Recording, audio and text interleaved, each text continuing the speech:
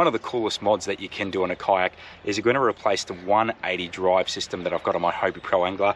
I'm going to swap that over with an electric motor, and this is a really cool one. So what we're going to do today is I'm going to show you how I've put it together, the different components, and then we're going to hit the water, put it through its paces, see what sort of speeds and everything that we get, the level of control, and then hopefully catch a few fish to share with you. So my rig is a Hobie Pro Angler 14. It's one of the biggest, one of the heaviest kayaks there is on the market. It's fully rigged today in terms of we've got a number of rods, we've got all the mounts and accessories. So let me quickly run you through the components.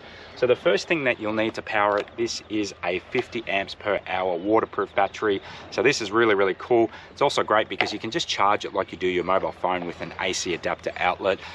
So these are really nice, not, you know, huge and heavy like your batteries that you might charge your car or your bike or something with. So today we're just going to put that under the seat. So that's just going to position under there, and then connecting to all of that is our actual trolling motor. So this is very cool. Lots of interesting things about this, probably starting with the mount. So this is built so that way it will plug straight into the drive system, which is really cool, because what that means is this propeller here is going to sit directly under you. That's obviously going to motor the kayak, and then what you've got facing towards you is this kind of control panel here, which you can power on, put the unit in forward and into reverse, and you've got lots of controls there, so you can adjust the speed as you go, and you've also got some meter readings. So this is going to be really cool. We're going to plug this in, we're going to play around with the adjustments, see what it's like out on the water. Connected to that, I've also got a few other safety features. So this is a magnetic kill switch. You grab something like this, which is just a rod or a paddle leash. I'm going to have that attached to my leg, and on the end of that we've just got a magnetic clip there. So what happens is if you go overboard, that will come off. What happens there, as soon as that magnet is taken away, it cuts power from the battery to your trolling motor, and that will stop straight away. And that's critically important, because if you happen to go overboard, your kayak's not going to take off on you. So as soon as that's plugged back in, power is restored, you get back on your day. So that's a really important safety feature. And I've also got just a meter reading connected to that. So that's going to tell us how many amps we're using, how much battery power is left, speeds, a few other bits and pieces. And obviously we've connected all these together using our waterproof connector. Getting there is a little bit of a journey, so definitely go and check out the members area if you want to know more about this sort of stuff. Anyway, it's time to stop talking. It's time to get out on the water, have all this plugged in, show you what it's capable out in the water, and definitely catch a few fish to share with you. Alright, so we're just going to power this in. So these are your waterproof connectors. So I can only click one way, you'll hear them click into place. And then we've got this one here as well. Okay, and now that kayak has power. So essentially what we're going to do now is we're going to get out on the water, we're going to tuck the battery and all these meters underneath the seats. We're going to tie this to ourselves just to make sure that the kill switch works perfectly. And then what we're going to do is we're going to grab the propeller system and plug that into the drive well. And I tell you what, we are rigged and ready to hit the water right now. Now, whenever you're pedaling out, when you've got your Hobie Mirage drive, whether that's a 180 or a 360, doesn't really matter, you always need to paddle out to sort of half a meter to a meter deep before you can drop that drive system and start pedaling. So it's going to be no different with that electric motor. So we really want to get to ideally about a meter deep. I've got the safety strapped in. So what we're going to do now is we are going to take the trolling motor. Obviously it's going to be facing in this direction here. So what happens now is we put that down, that clips into place and kind of out the way as much as we can. Okay, so now the trolling motor is plugged in.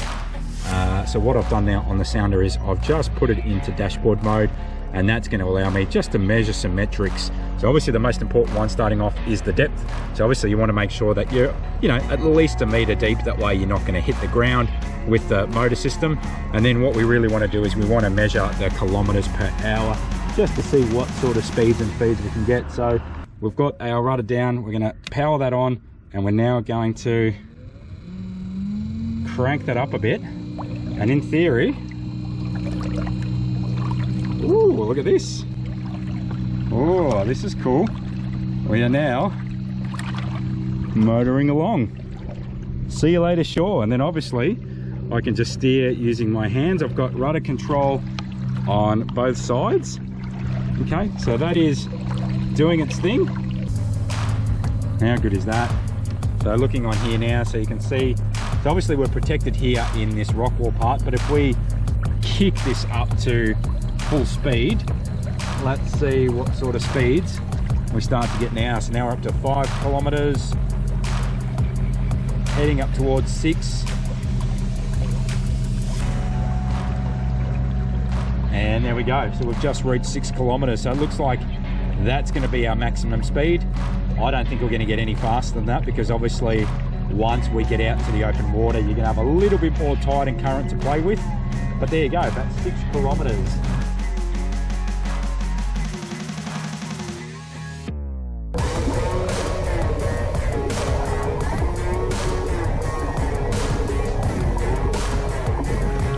You know, pretty interesting to measure how long the battery is going to last. So on here what we do have is we've got our meter readings, so we can kind of measure amps and everything that's in use. So we can sort of play around with some of these settings. It's almost a strange feeling. I've been doing kayak fishing for so many years. Generally at this stage you've got the Mirage drive in, you're pedaling away, you're sort of pedaling pretty fast because you're pretty excited to get out to your spot. This is different. I'm just sitting back, steering's pretty straight, so I'm just touching the rudders every now and again.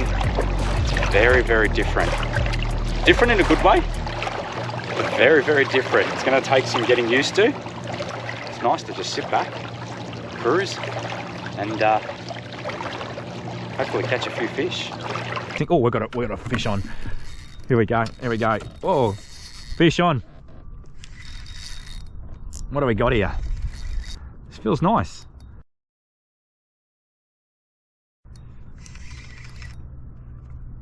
Oh, it's a flathead. It's actually a really nice flathead, actually. This is a beautiful size flathead. Oh yeah, that's a really, really big flathead. Wow. There we go. So we're just holding this fish up now. So that is a rock flathead. And look at the beautiful colors on this one. So that is an absolutely beautiful, beautiful fish. So I'm going to be quick here because I'm just holding it by my hands. And if it kicks about, it's going to leave some nasty cuts. But look at the spots on these. So that is a rock flathead. Definitely very, very unique. Beautiful fish. And sorry, mate, you are going to be exceptional eating. So just have a look over the side here. So obviously now that I'm not pedaling, I can take my time looking at this. When you're looking for whiting and squid grounds, what we're looking for is exactly this. Now this is a bit easier to see on your calm days like we're fishing today. But look at that. So the water color has changed. So before you had that kind of sandy green color, and now right at the moment we are sitting right over the top of thick weed. So this is prime squid grounds right here.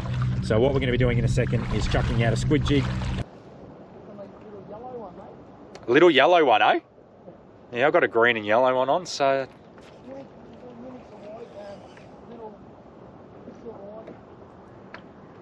oh, I just had a tap then too. Come on. Oh, that was a big inquiry.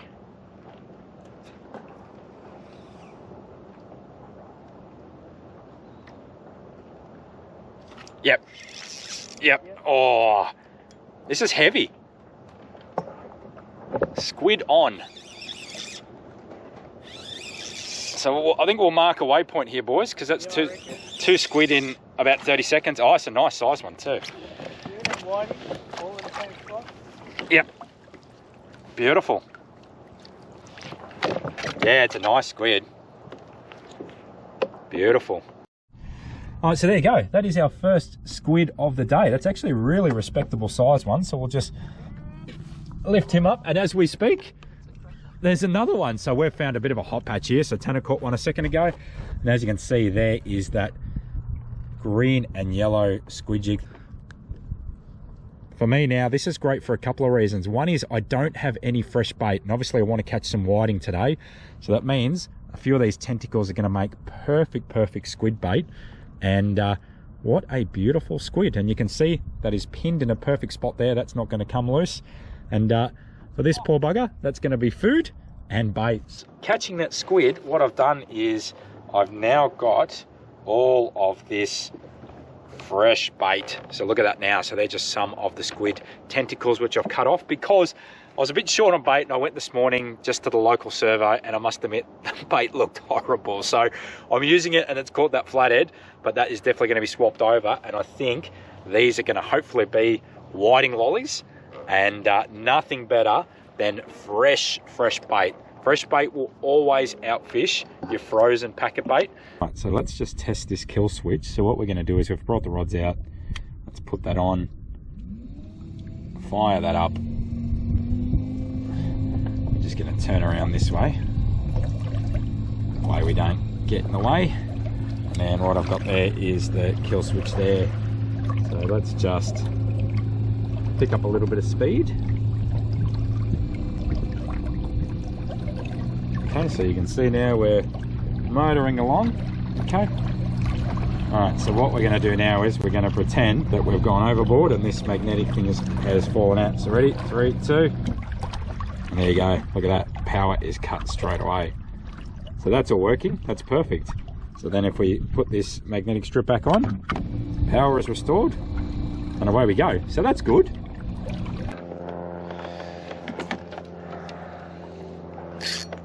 Got one. Yep. There we go. It's a small whiting. A whiting there, and we're going to let this guy go because he is a tad small.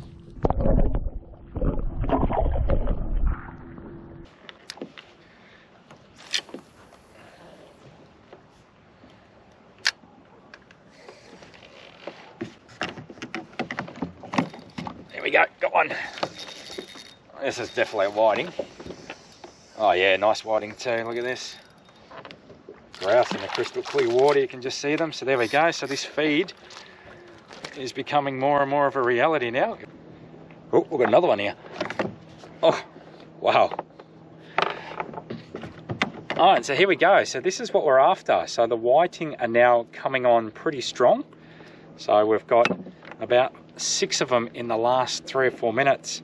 And that is a really good eating size. My rod just in front of me that you can't see behind the camera is going off. So we'll get a few more of those of that sort of size. And now the speed of these trolling motors, I'm finding, is about the same speed as the guys that are pedaling normally. So off the mark, they are definitely faster because I think they get that really quick propulsion. And then once you're up and moving, they're pretty level pegging. So it's certainly not blistering fast speed. And I guess for a lot of people, you'd sort of go, well, that's a big investment to only go at the speed that I could already go pedaling.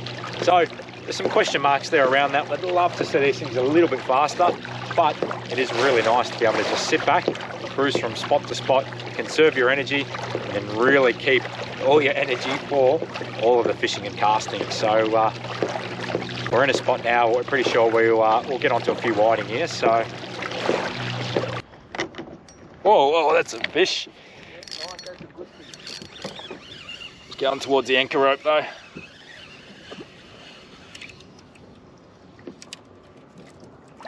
There's a keeper. Excellent. Oh, he's feisty, this one of the old elbow slappers, and he's got the sinker just wrapped around him then, so every time he's doing that he's whacking me really hard. So there we go. So that is what we're after today. Oh, I've got one on this side as well. So that is a beautiful King George whiting. So in terms of eating, that's probably my favourite thing to eat in Port Phillip Bay, and that is a beautiful eating size. So sorry mate, you are going to find your way onto the table. So it's nice calm conditions. We've now got a spread of rods. We're getting hits now on both rods, so that one's about to go off in a second. But what we're going to do is we're going to dispatch this fish, put it on ice, and that is going to be exceptional eating. So hopefully I won't drop this one back into the well. But whoa. Just hold that thought for a second, everyone. Oh, another good one. Here we go. Oh yeah, another really good one.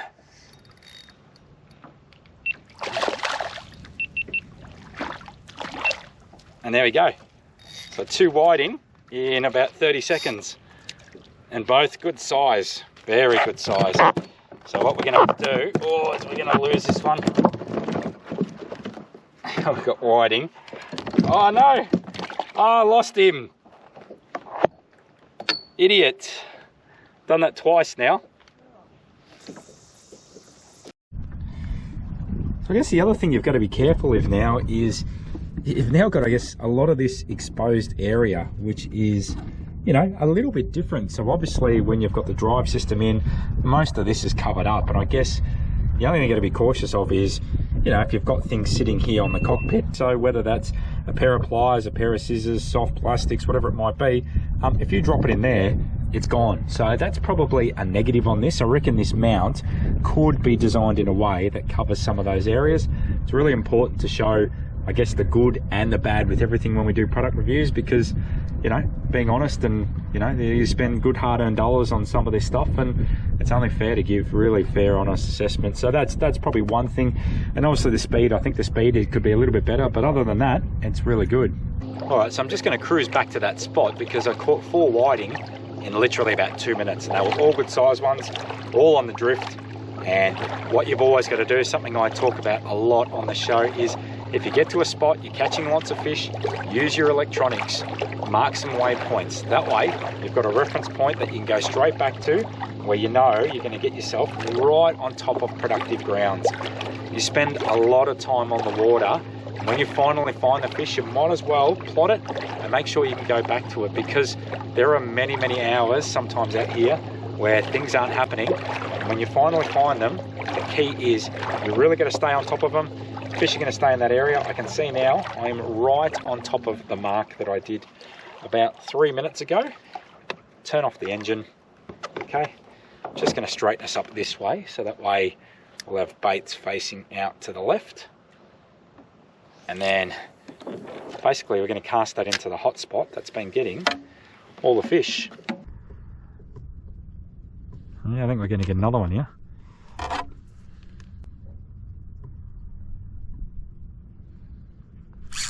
Yep. This is a good whiting, this one. There we go. Oh, this is a good one. This is a really nice one. That is an absolute horse. So we've been dropping them, so this is where we've got to be careful. There we go, got one. Oh, it's come off. Oh, here we go, got him. Oh, a tanner.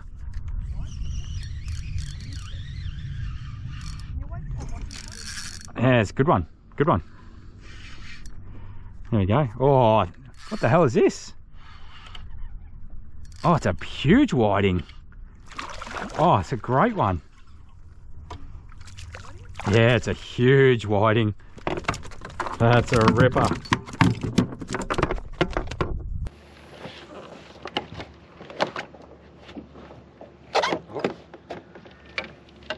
Little bite then. Yep, we'll get another whiting on here. Yep, another whiting. Look at this, is a good one. There we go. So hopefully I won't drop this one back into the well, but whoa. Just hold that thought for a second, everyone. Oh, another good one. Here we go. Oh yeah, another really good one. And there we go. So 2 whiting in about 30 seconds. Here we go, got one.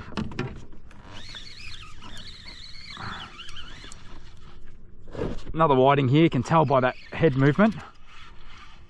And a good size one too. There we go. So there's another good size one. Oh, and the other rod is on.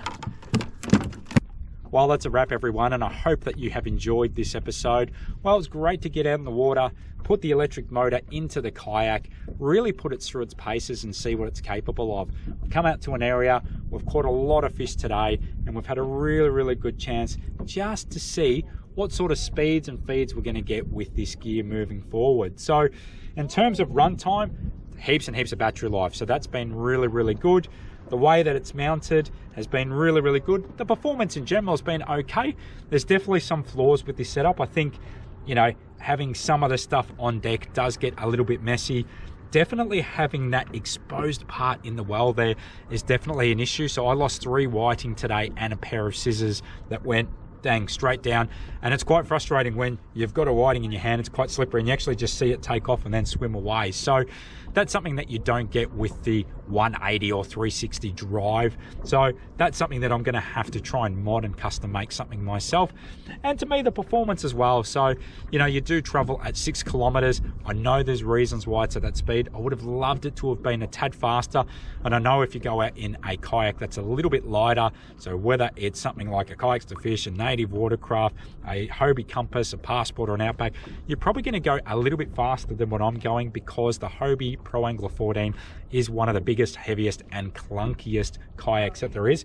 That being said, it is by far my favorite kayak because it's just so much stable. The room and the accessories and everything on these, I absolutely love these kayaks, but that's probably one of the drawbacks. But you know what, it's been amazing out here, been able to just sit back, really enjoy the surroundings, not exhaust myself too much. And we have caught ourselves a bag of whiting, we've got a handful of squid, we've got some pinkies, we've got that rock flathead, we've got some red mullet. So it's been a really fun day out here, very, very productive, lots of catches, and I really hope that you've enjoyed this episode.